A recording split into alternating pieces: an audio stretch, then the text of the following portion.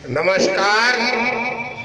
आज हम आपके सामने अपनी लिखी हुई पुस्तक नैश अध्यात्म ब्रह्मज्ञान का दूसरा हिस्सा प्रस्तुत करने जा रहे हैं। यदि ये विचार आपको पसंद आते हैं तो आप कृपया YouTube पर हमारे चैनल गणेश तिवारी नैश, जिसकी स्पेलिंग पीछे फ्लैश पर अंकित है, सब्सक्राइब करें और बेल आइकन को अवश्य क्लिक करें। प्रस्तुत है ब्रह्म ज्ञान का दूसरा हिस्सा।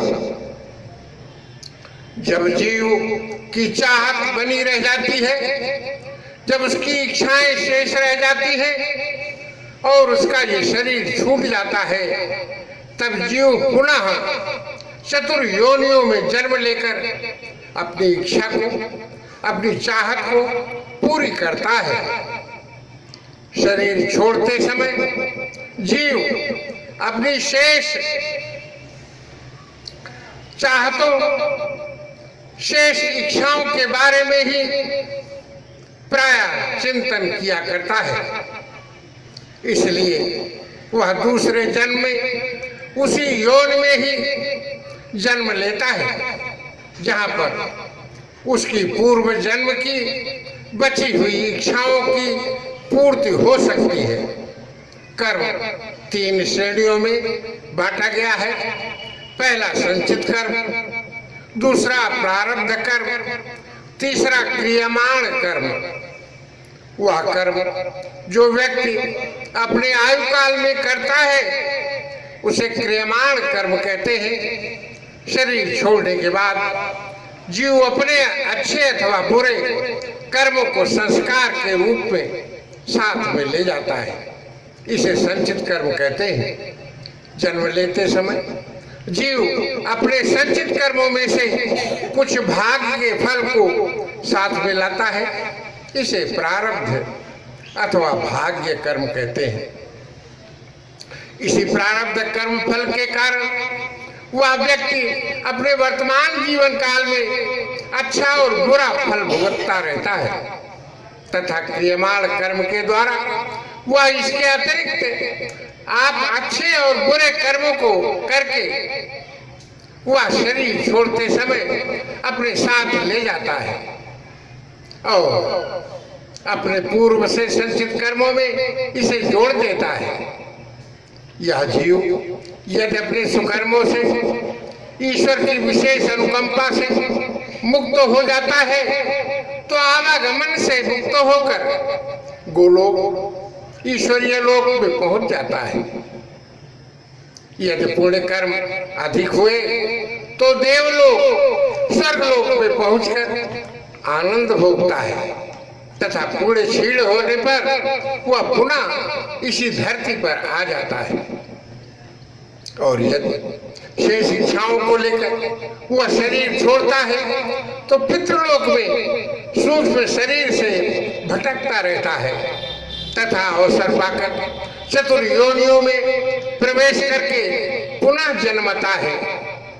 ईश्वर कण कण में व्याप्त है। यह हर जीव के साथ सदा से निवास करता है। यह हमारे द्वारा किए गए कर्मों को ही नहीं लिखता है बल्कि हमारे भावनाओं को, हमारी सोच को, हमारी चाहत को, हमारी इच्छाओं को भी लिखता रहता है तथा हमारे संचित कर्म के खाते में भेजता रहता है। इन्हीं विचारों को अपनी पुस्तक नैश आध्यात्मिक ब्रह्मज्ञान के दूसरे हिस्से में इस तरह व्यक्त किया है। देखिए, एक जन्म में मानव की यदि चाह अधूरी रह जाती, पुनर्जन्म लेने पर उसकी चाहत पूरी हो पाती। सूक्ष्म देह से जीव गगन में बिना पंख के उड़ते हैं, पितृलोक में जाकर अपने पितरों से मिल सकते हैं। या संसार नहीं है उनका, उनका है संसार अलग। पितृलोक के वासी हैं, वह उनका है व्यवहार अलग। सूक्ष्म देह वालों की दुनिया अद्भुत और निराली है। सूरज चांद यही है फिर भी पीड़ा देने वाली है। पितृलोक के वासी को हम भूत प्रेत जिन कहते हैं। बड़े वृक्ष सूने मकान में या शमशान में रहते हैं। वह हमें देखते सुनते हैं, हंसते हैं चिल्लाते हैं। नहीं देख हम सकते उनको, हम पर वह झल्लाते हैं। पूर्व जन्म में किए पाप पर रोते और बिलखते हैं। पूर्व जन्म के किए पाप पर रोते और बिलखते हैं। दोजख हेल नरक की पीड़ा अति दुख से वह सहते हैं।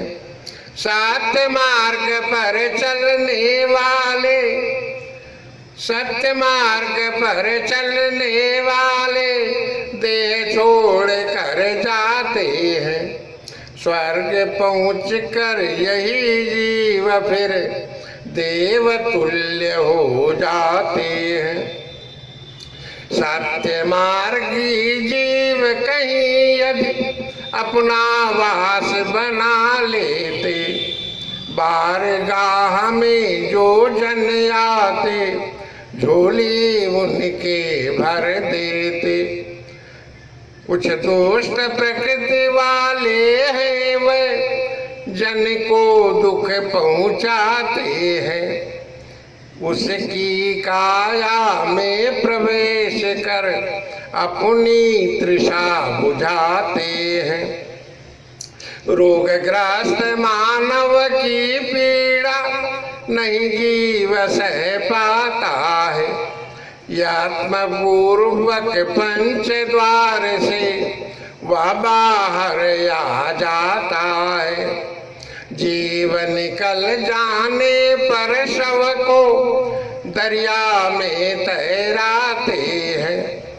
इसे जलाते हैं पावक में या इसको दफनाते हैं। जीव मोह के कारण ही वह अतिशय कष्ट उठाता है। वहीं पास मंडराता रहता, नहीं छोड़ कर जाता है।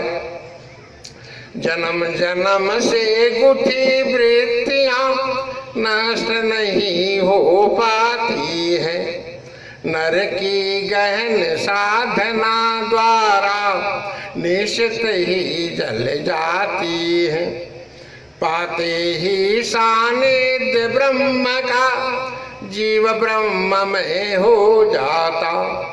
मोह वासना दर्प राग फिर नहीं कभी भी आ पाता। तत्वहीन निर्गुण शरीर में कीच जीव का धुल जाता। जन्म मरण का बंधन कटता, जीव ब्रह्म में मिल जाता। अवसर पाकर जीव जगत में निज इच्छा से आते हैं। स्वैदज अंडज और जरायुज उद्भिज में घुस जाते हैं। संस्कार का लिए आवरण जीव जगत में रमते हैं। संस्कार की इसी वृत्ति को भाग्य जीव का कहते हैं। परमेश्वर सर्वत्र व्याप्त है, इसकी सत्ता कण कण में, यही नियंता यही नियामक बसता है यह क्षण क्षण में। ईशावास मिदम सर्वम का कथन जगत में बसा हुआ, दुग्ध बूंद के हर कण में जो घृत का अवयव छिपा हुआ। ईश एक पर नाम बहुत है, शक्ति एक है रमी हुई। एकम विप्रा वदन्ति बहुधा, उक्ति जगत में बसी हुई। आत्म ज्योति को छोड़ भटकता अंधकारमय जंगल में, प्यासा रहता मनुष्य जीव जो प्यासी मछली है जल में। ब्रह्मयंश के रूप में ऊर्जा जड़ चेतन में रची बसी, ब्रह्मयंश के रूप में ऊर्जा जड़ चेतन में रची बसी। या जग इसकी कृपा शक्ति है, अघटन घटना पटीयसी।